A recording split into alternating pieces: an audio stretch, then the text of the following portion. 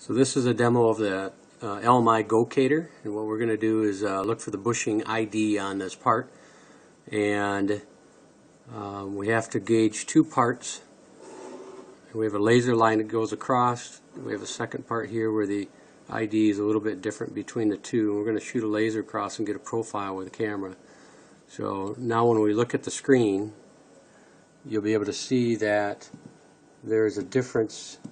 When I move this back and forth, I'm getting a profile of this part, and that dimension there is going small. I'm actually off the ID. Now I'm coming up to the middle of the ID of the part. So that's about the middle right there.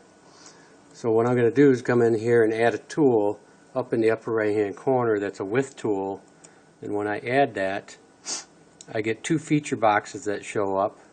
I'm going to drag a feature box. There's number one. I'm going to drag number two right here.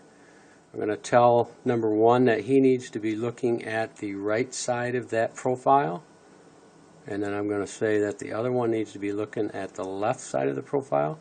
So now I've got my points there, and I got a dimension of 14 millimeters, 0.1, maybe 0.2.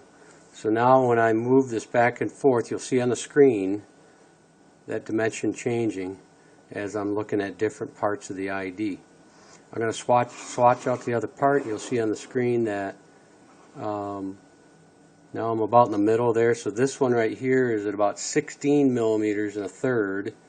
So that's how I can tell the differences. If I tilt this, I'll try to tilt this. As long as I stay in that feature, I might get down there. It's a pretty big tilt. If you go and look at the part, and you'll be able to see about the tilt that I've got. That's pretty excessive. I'm at 14.5 right now. So I've got about, go back to the screen, I got a sway of around almost 60, just under 16, but it tracks it pretty solid. If I go higher or lower, it's not going to change the dimension because it's a 3D vision system. That dimension should stay relatively the same. So this allows us to profile that part.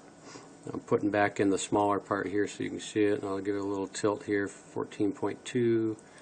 This is about a 1/4 inch tilt. Again, this one gets a little smaller, and then up and down. That's all we need to do. And then we can go and we're going to set our pass-fail. So for this one, if I'm looking for this, I'm going to do 13.5 millimeters. My max is going to be, say, 14.75. We'll just have to play with those. When I do that, I get a green light both at my dimension and my dimension here, and that's a pass-fail for Ethernet IP out or through discrete. And that's all we got. Thank you.